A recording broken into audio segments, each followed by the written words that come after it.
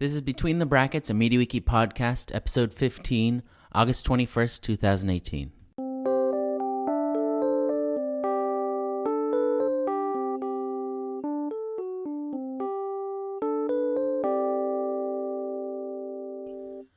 Hello and welcome to Between the Brackets. I'm Yaron Koren. My guest for this episode is Dustin Phillips, who has been involved with ICANNWiki since 2015. ICANNWiki is a MediaWiki-based wiki that provides information related to ICANN, and ICANN, spelled ICANN, is the Internet Corporation for Assigned Names and Numbers, which is the global organization devoted to maintaining the domain name system. They're the ones who decide which so-called top-level domains get created, like .museum and so forth, or .wiki for that matter. I actually know a few people who are using that one for their company website. ICANNWiki, the website, is located at ICANNWiki.org. It's not run by ICANN. Instead, there's an organization devoted just to running the wiki, which is also called ICANNWiki. And Dustin Phillips is currently the co-executive director of that organization. So, Dustin, welcome to the program. Hey, thanks. Thanks for having me. There's a bunch I want to talk about, MediaWiki related and otherwise, but first I want to clear up ICANN. I'm guessing the people listening to this podcast are more likely to have heard about it than the general population, but there's still probably listening who haven't heard of it or don't know that much about it. In the intro, I said that ICANN maintains the domain name system and decides on or approves top-level domains. Is that a fair description, or is there more to it than that? Yeah, so that does describe part of their function, but there is a little bit more to it. In addition to coordinating the domain name system, they are responsible for the global coordination of what are called the IANA functions, or the Internet Assigned Numbers Authority functions around that. And that includes the domain name system, but also Internet protocol addresses and protocol parameters as well. So while they are responsible for this on like a technical level, you are right in saying that they make the policy around the domain name system. So while they have a technical mandate for internet numbering and internet protocols, they don't actually make the policy on either of those things, and the policy portion of their responsibilities is limited to the domain name system. And this is a unique process within ICANN, and it's much different than other global policymaking processes that you may have heard of. And it's different because it brings together a global group of actors from different interest areas. So it brings in representatives from civil society, both individuals and nonprofit organizations. It brings in businesses, intellectual property interests, internet service providers, and the companies that run and sell the domain names. And they all come together and develop bottom-up consensus policy that then receives input from technical experts and governments before being submitted as a recommendation to ICANN's board, where they approve or reject it based on the recommendations that are provided. And this is what we call in the community the multi-stakeholder model. So I guess to kind of boil it down to a simple breakdown, ICANN, the organization, does not actually make the policy. It's a community, a global community of volunteers that make the policy, and ICANN, the organization, implements that policy. I see. Okay. But ICANN is also responsible for, the logistics, I guess, of voting and or consensus building and that sort of thing? Yes. So the organization provides effectively a secretariat role and coordinates, like you said, voting, the calls for consensus building, and convenes 3 conferences a year in different locations around the world where a lot of the work is done. Yeah. That's interesting. As far as top-level domains are concerned, from what I understand, 2011, 2012 or so was when everything changed. That's when companies and organizations started being allowed to apply to run their own top-level domains. which led to hundreds more or maybe even thousands more of them getting created.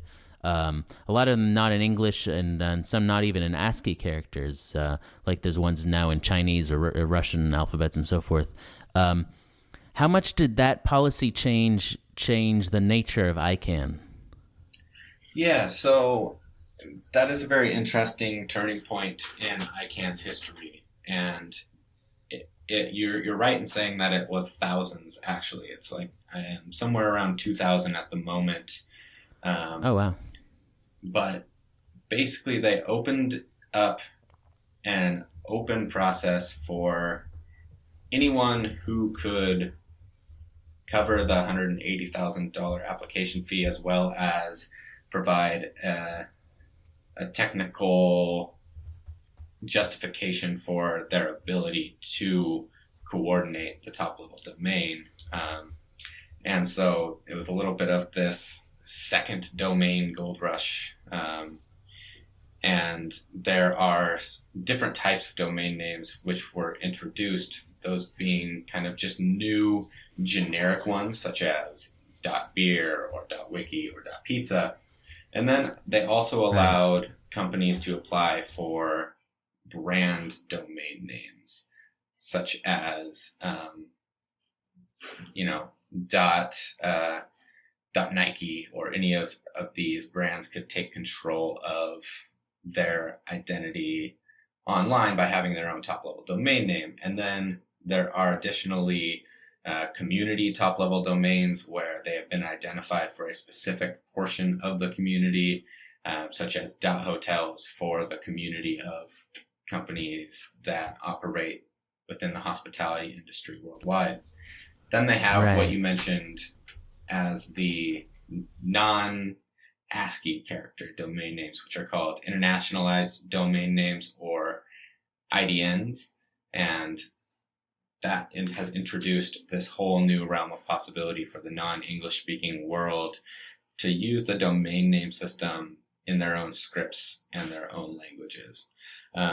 So it's changed the dynamic of ICANN pretty significantly, I would say, because it increased the revenue for one pretty significantly, which brought in a lot of new business interests naturally, as you can imagine, allowing them to operate their own domain namespace. But it also just kind of put ICANN on a lot more people's radar. So while I wasn't involved prior to the new generic top-level domain program, there has, statistically, the numbers have grown for the amount of participants that are attending these conferences and contributing to the process. And there's also been a push that has been partially enabled by the increased revenue to bring in more global voices from different areas of the world through a number of programs, including something called the Fellowship Program that brings in newcomers from more of the underserved regions and underrepresented regions within ICANN to come in and be a part of this volunteer bottom-up process. Right. Cool. I have one more, I guess, straight ICANN question. You mentioned that the revenue is most of ICANN's revenue coming from those top-level domain applications? So the revenue, there was a revenue increase during the application process. But the majority of the revenue on an ongoing sustainable basis is a fee that ICANN charges for every domain name that is sold. So with increased number of top-level domains, kind of the increased interest, there have been increased sales, which means an increase in the revenue. And then there's also there's an interesting aspect of the application process where contended strings. So if two companies or more applied for the same top-level domain, they could go to auction. They could handle it in a privately arbitrated auction where basically they bought out the other bidders. But if they couldn't agree to go to a private auction, then ICANN itself would carry out the auction and the funds would go to ICANN. And this generated, millions and millions of dollars of revenue, of which they have not yet decided what they're going to do with yet. So this is another type of discussion that happens at these meetings that is decided by the community. So it's not just about which domain names are in the root zone and which are not. It's also about all of these issues that are generated around that decision-making process. Right. Yeah. Okay. Wait, just to clear it up, did you say ICANN gets some amount of money every time somebody registers a new domain? Yes. So every myexamplewebsite.com or something. Yeah. So every time there is a domain name, when I register ICANNWiki.org, not just a new one, but when you renew it each year as well, there will be I'm not sure exactly what it is, but there will be a small nominal fee that adds up over the millions and millions of domain names registered and renewed each year. Wow. Yeah, that's pretty healthy revenue stream there. Right. So turning to ICANWiki, what is your background and how did you end up working on or for ICANWiki? Yeah, so my background is in political science. It's what I studied in school, and I had primarily a focus on international relations. So I was looking for an opportunity related to any sort of global or international process. And I was drawn to ICANN because of its unique policymaking process that's more inclusive than typical international negotiations or policymaking. And so I saw this opportunity with ICANWiki to, come in and be a part of the process and try to make it even more inclusive and kind of lower the barriers to participation. Now, I didn't start it. I came in about 9 years into the organization's history. So there's a longer history behind why I got involved, but that is the reason why I was drawn to this project. Yeah. Okay. So did it start with you wanting to do something with ICANN and seeing this wiki and seeing an opening there, or were you always thinking about the wiki specifically?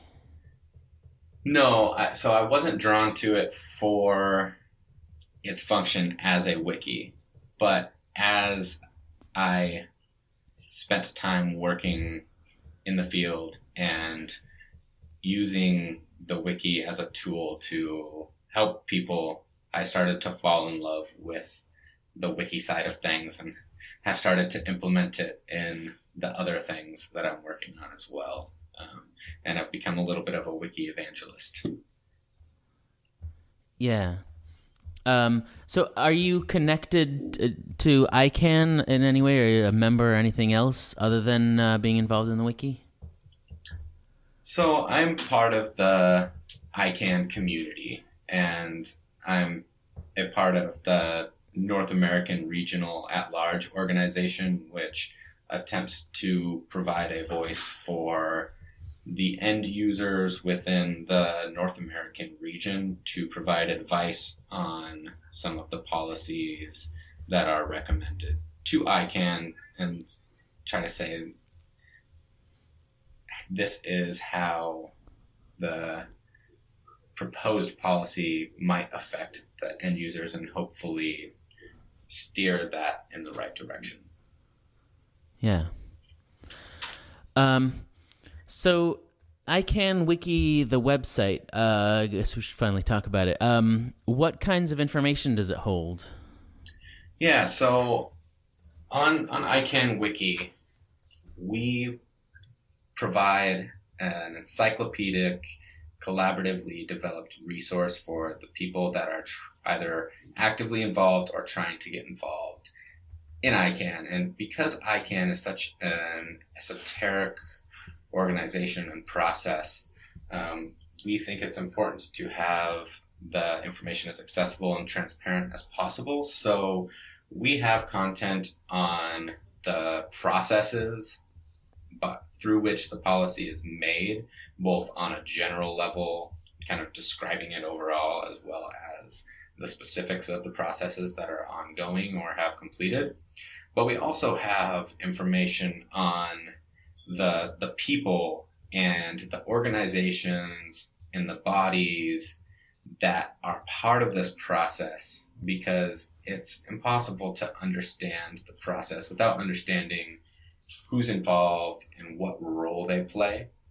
And aside from that, we'll also just have content on the more technical, generic terms. Like if you're involved in the domain name policy discussion and somebody brings up who is, that is probably a foreign term for a lot of people. So just being able to describe that who is this database of domain name registrant data that, at least prior to the General Data Protection Regulation in the EU, was globally accessible.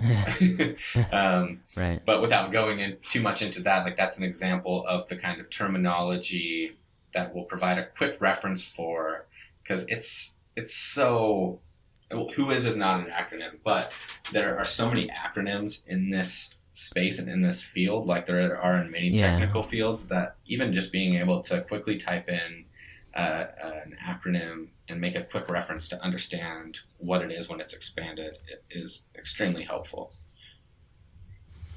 Yeah, sure.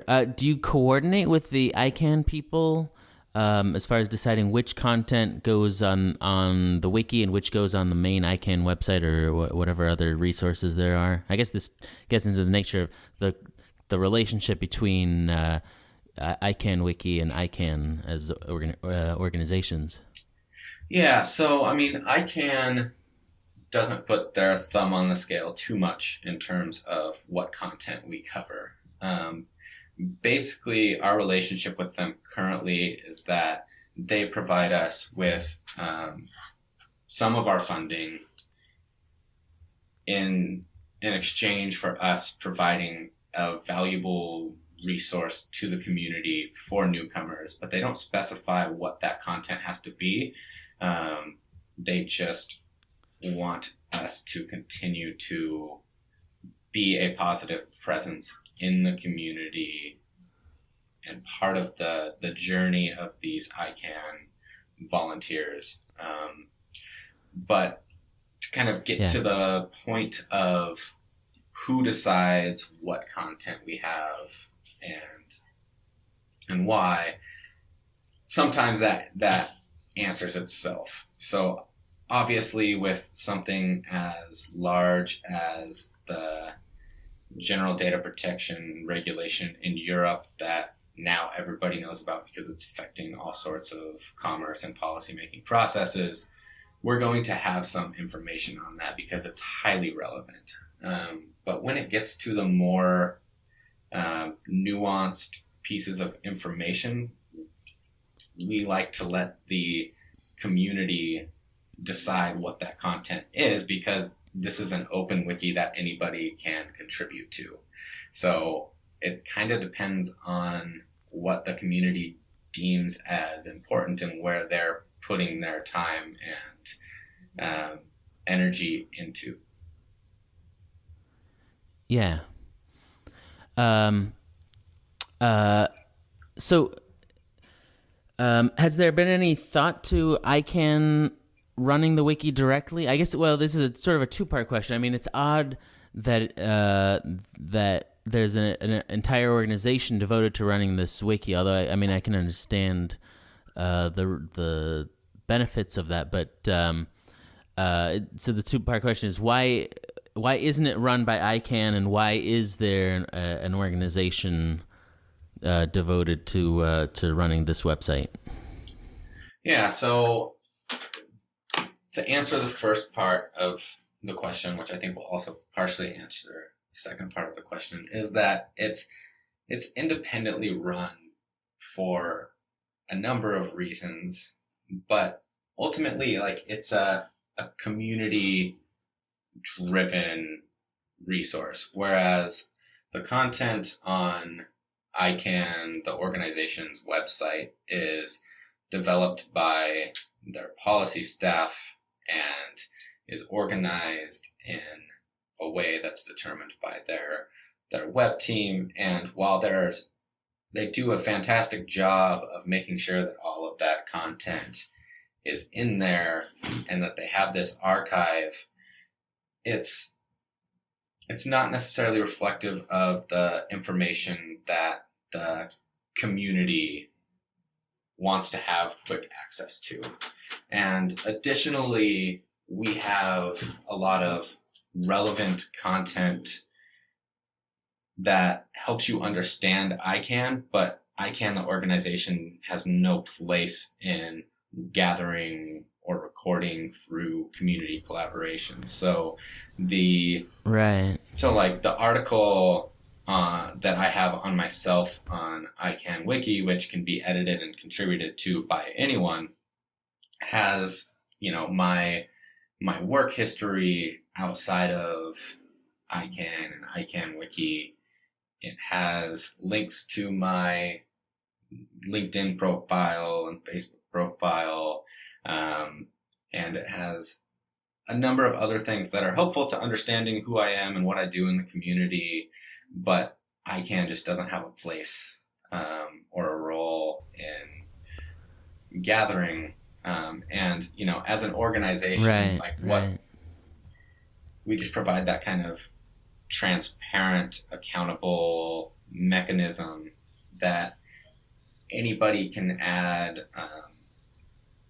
commentary to. So you wouldn't see ICANN organizing a page on the history of the new GTLD program, the new generic top-level domain program, and providing, media criticism of that, whereas we will have on ours.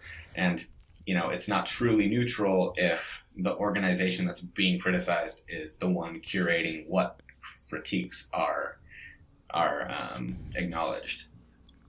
Yeah, that makes sense. That makes a lot of sense. Sure. So, who's the target audience for the wiki? Yeah.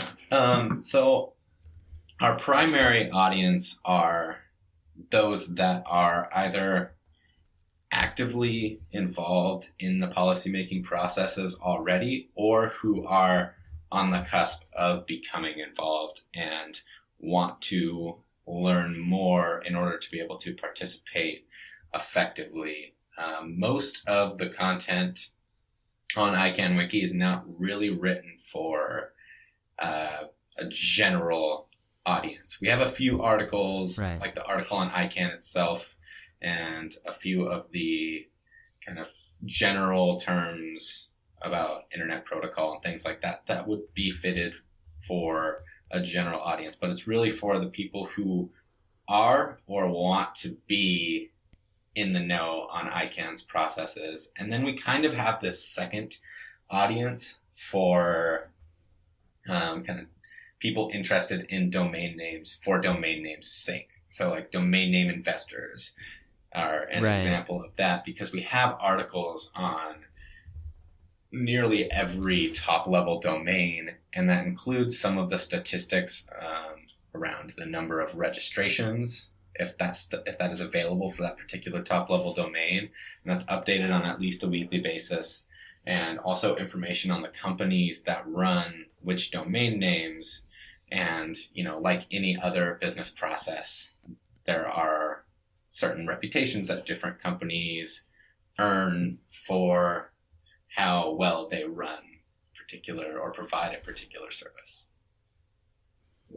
Yeah. And so how many people is that group of people who are interested in those kinds of things, roughly? I mean, in the tens of thousands or something? Yeah, I think our monthly user base is typically around 25,000. It goes higher, it goes lower depending on what's happening at any given time. But I'd say kind of like 25,000 monthly users visit our site. And then there's probably maybe around 5,000 or so that are returning users that use it on a more frequent basis. Yeah, okay. So what is involved in running ICANWiki on a day-to-day basis? Yeah, so there are a number of things that we do as an organization, because really we are more than just the wiki. We're an organization that also provides a helping hand at the conferences. So we attend every single ICANN conference and provide resources in the forms of magazines and in-person tutorials on ICANN, as well as how to utilize ICANNWiki in navigating the ICANN space.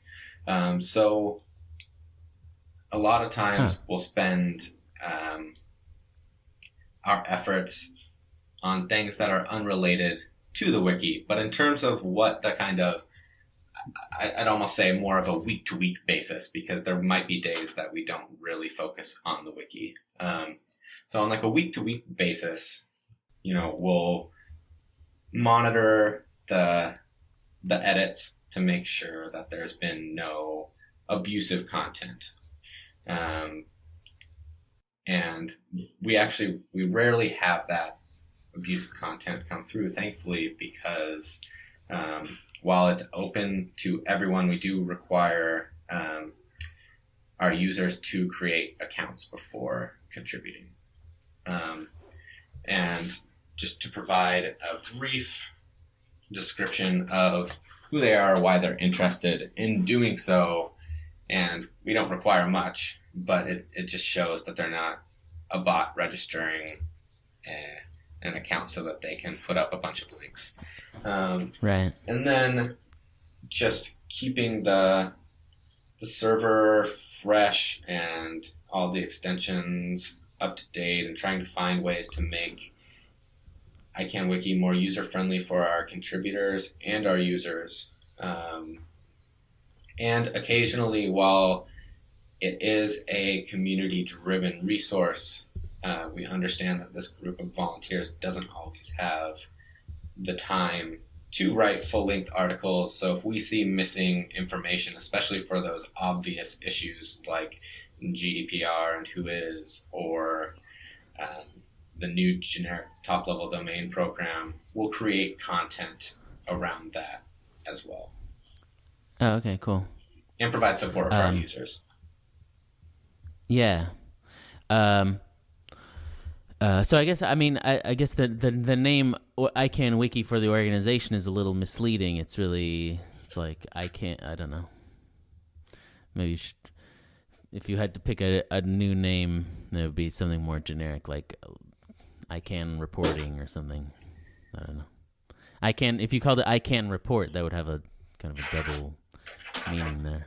Yeah, I mean, so our product is the wiki, and everything that we do we'll have on the wiki. So the resources that we provide at the conferences are also available on the wiki, and we use the wiki as the tool to teach people about ICANN when we attend these conferences. But I guess it's not a typical wiki because we have a pretty significant physical presence within the community as well. Right. Um, so as far as the content of the wiki, just going through it, it looks to me like the largest single group of pages on the wiki is about people. You have pages for almost 4,000 different people, which is pretty amazing, all around the world. Who are all these people?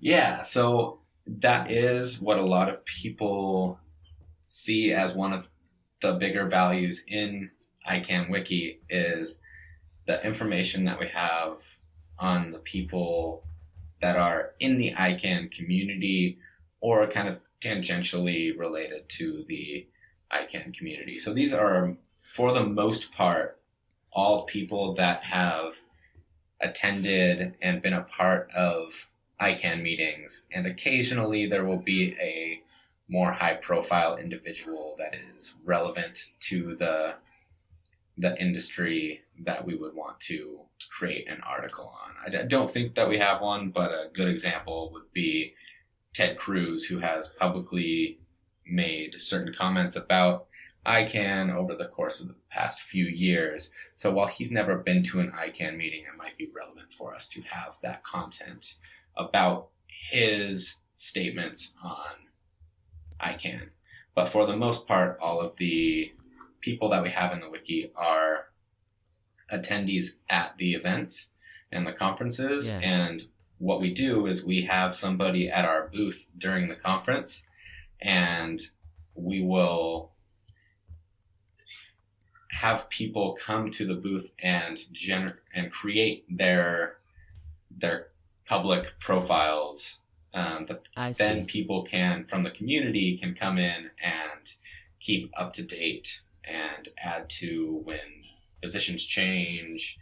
And one of the ways that we have encouraged so many people to contribute to ICANNWiki is through the use of caricatures. So people who... Right, I was going to ask about that, yeah. Yeah, so people that come and have a page on ICANNWiki that has a headshot or a portrait attached to it, we will send that off to an artist that turns it into a caricature. And for a lot of people, that's the main reason that they take the time out of their day to come by the ICANNWiki booth during a busy conference, is because they want that caricature. Right. That explains it. Yeah, that's pretty amazing. I don't know if there's any other website that has such a large collection of caricatures as you guys do. I think it also helps in terms of setting a certain tone, having all those in place. I don't know. It feels a little more personable, I guess. Yeah, so we try to kind of toe the line between having a personal community feel and an informative encyclopedic feel. We want to have both elements in the product that we provide because it is such a community-driven process.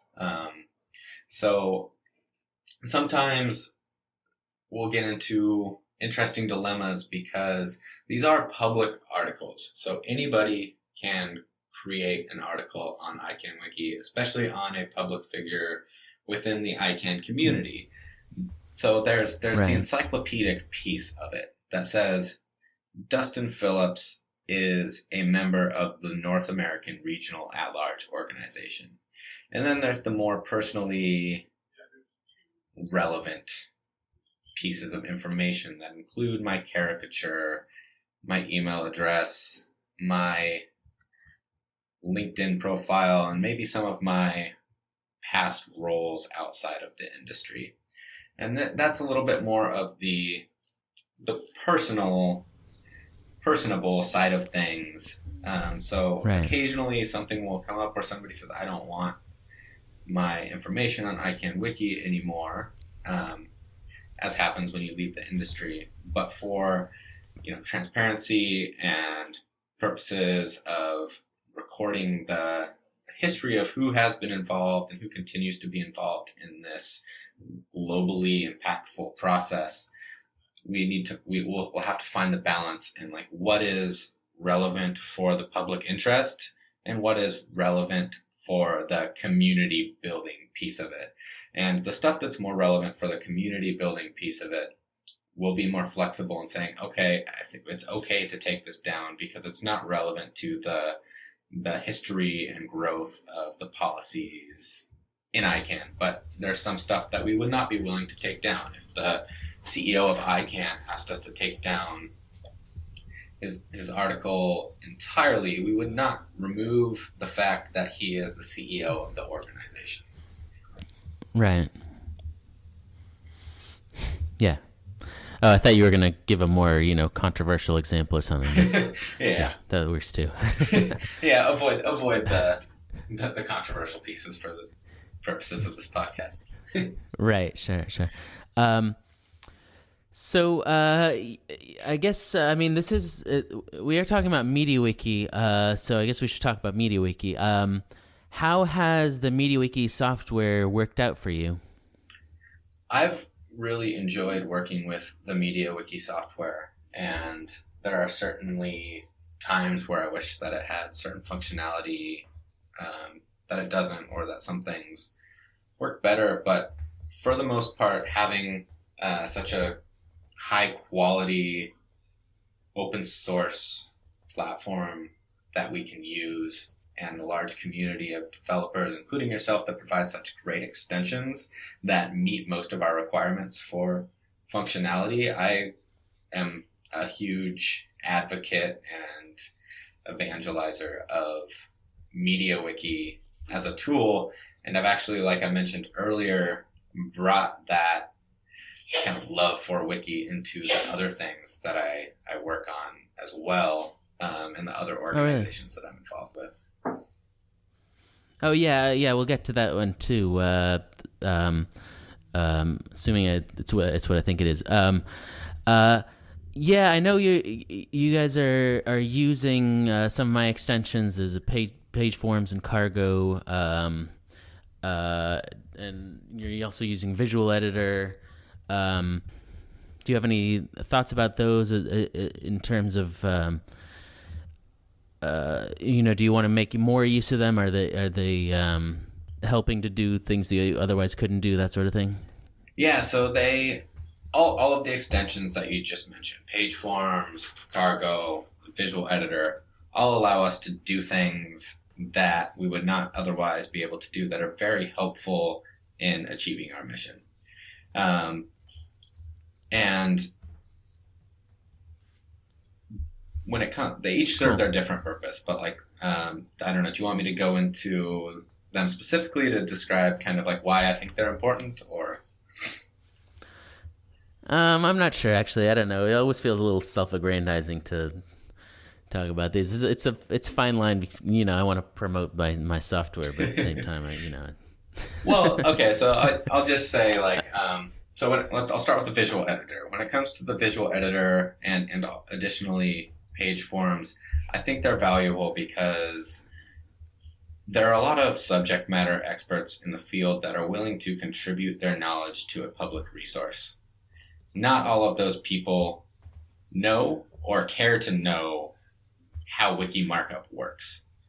And in a lot of cases, that will be the barrier that prevents them from contributing to ICANNWiki.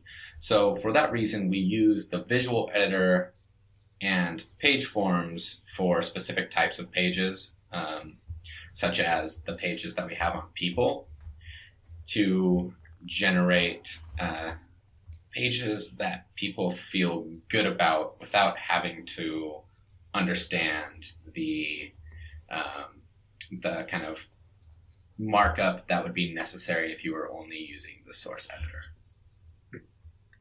Right, sure. Cool.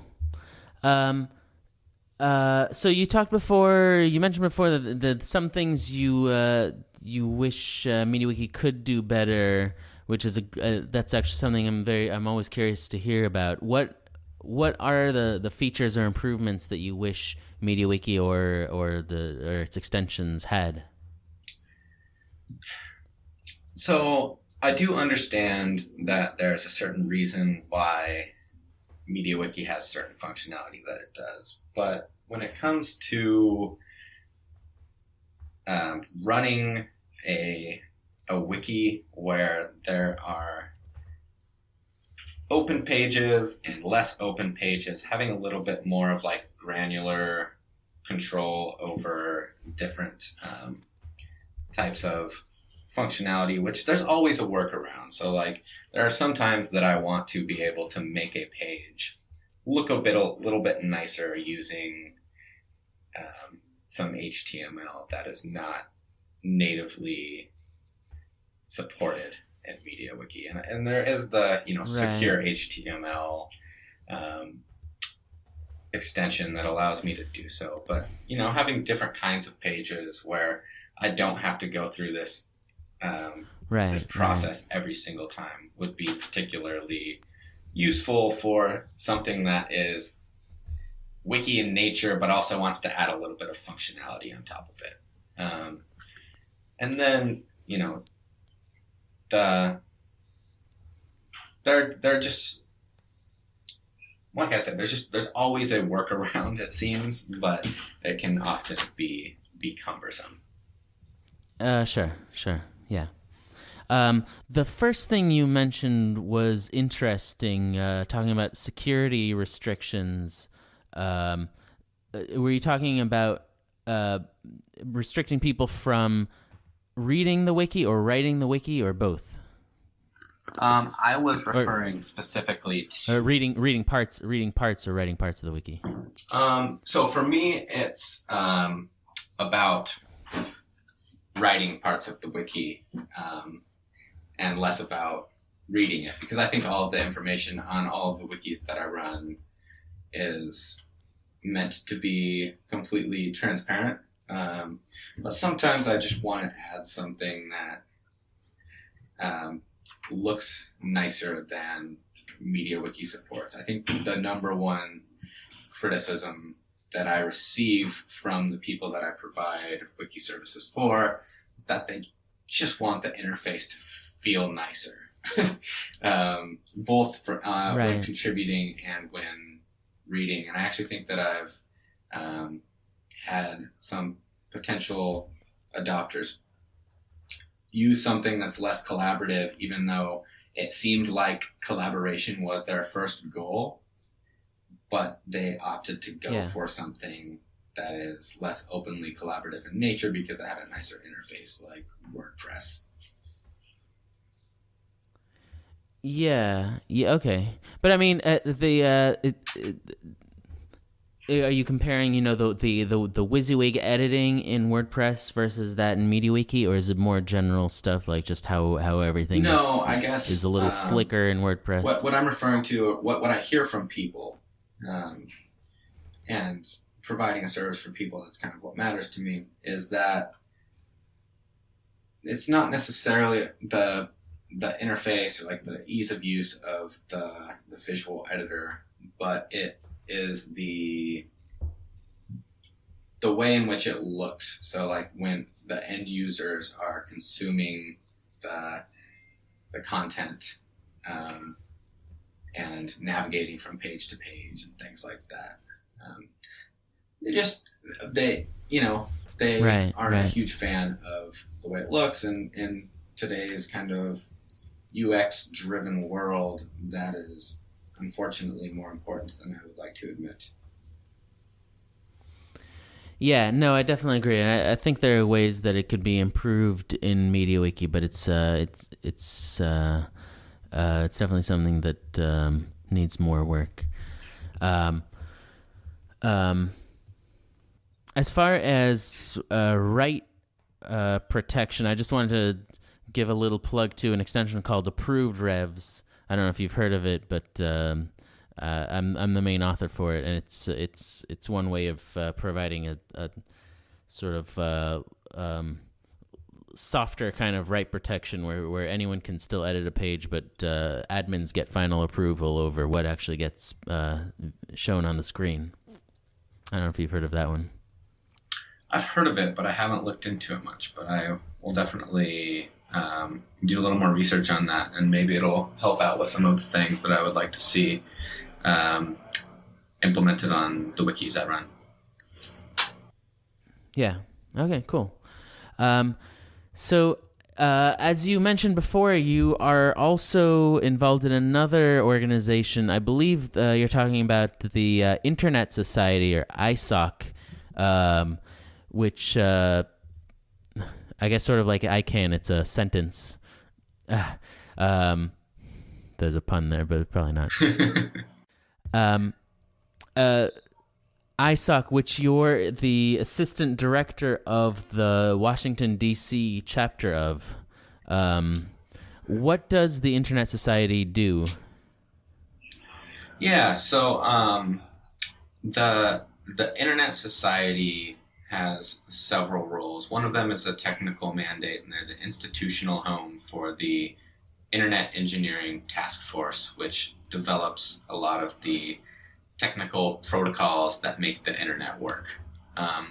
But they also have a more general mission, which is to support and promote the development of the internet as a global technical infrastructure, but also as a resource to enrich people's lives and be a force for good in society. And the kind of like one sentence that guides everything they do is that the internet is for everyone.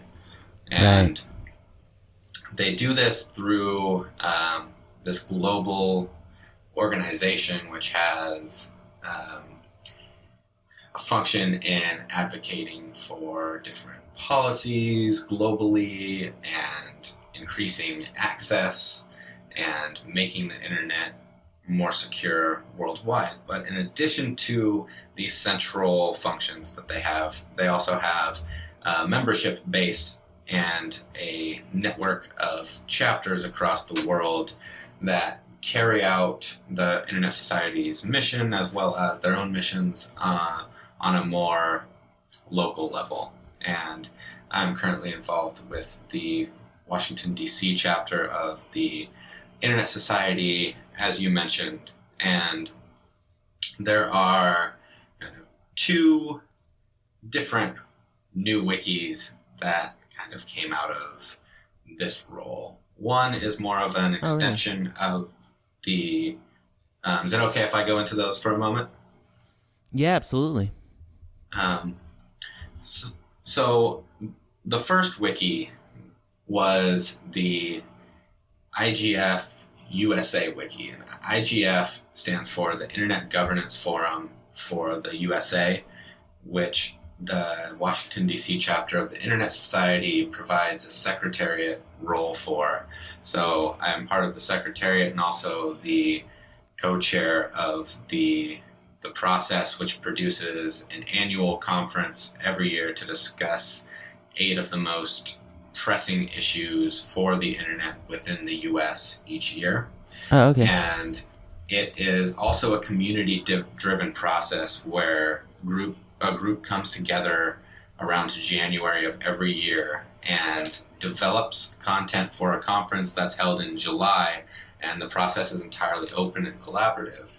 And when I started, there was just a lack of process and structure to this, and they were in the midst of trying to figure out how to improve that. So what I did at that point was introduce a wiki that allows us to have a repository in addition to the website that has some of the more internally relevant information, documents related to planning, but also a place for these different teams to provide their updates into a centralized resource so that it's not reliant on a single point of contact or a gatekeeper to get everything up onto the normal website, but it can just be updated dynamically as teams make progress, and they can hold each other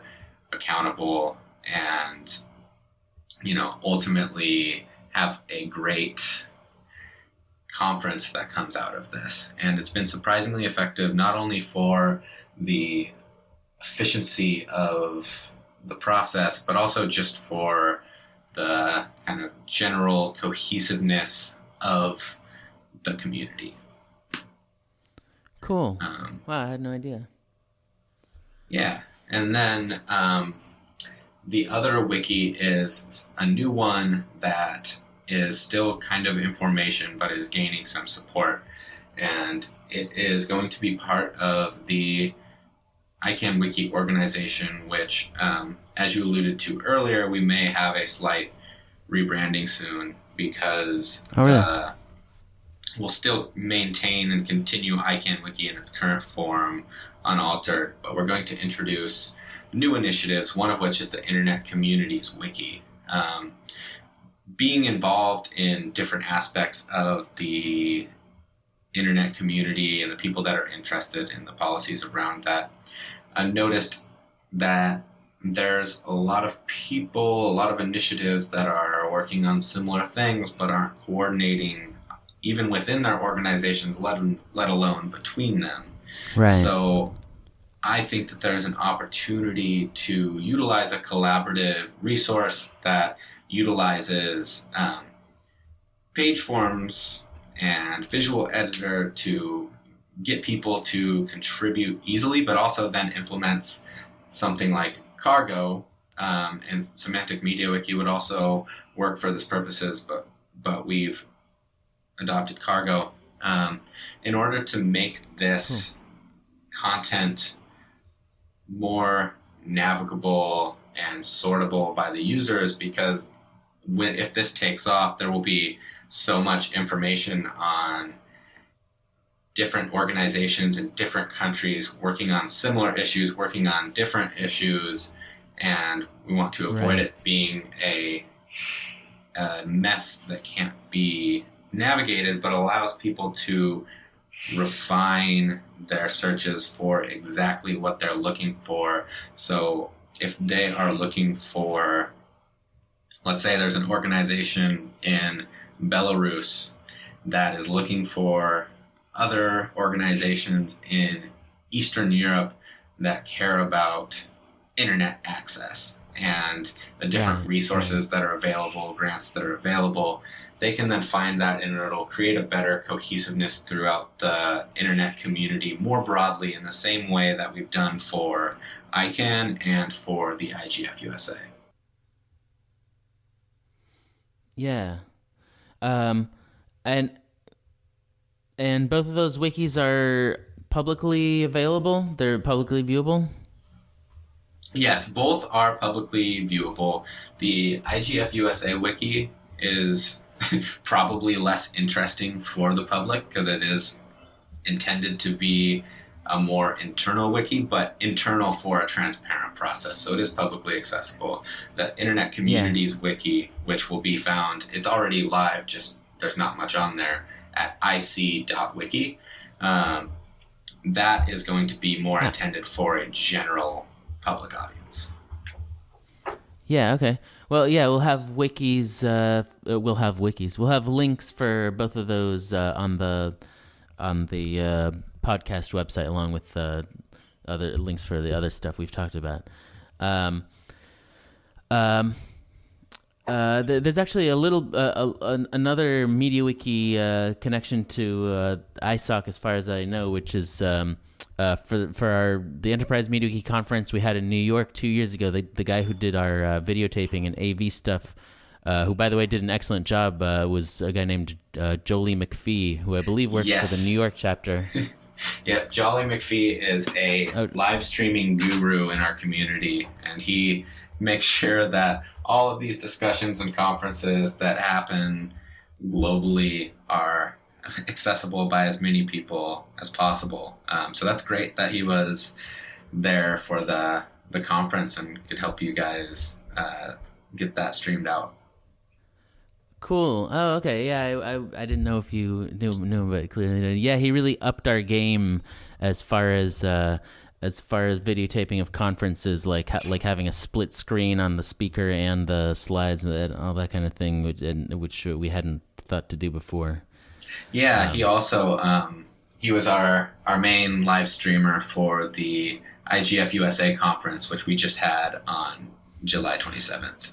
So, he's done the same for us and really upped our game. Yeah. Cool. Very good. Those are all my questions. This has been a very informative and interesting podcast. So thank you, Dustin. Thank you, Yaron.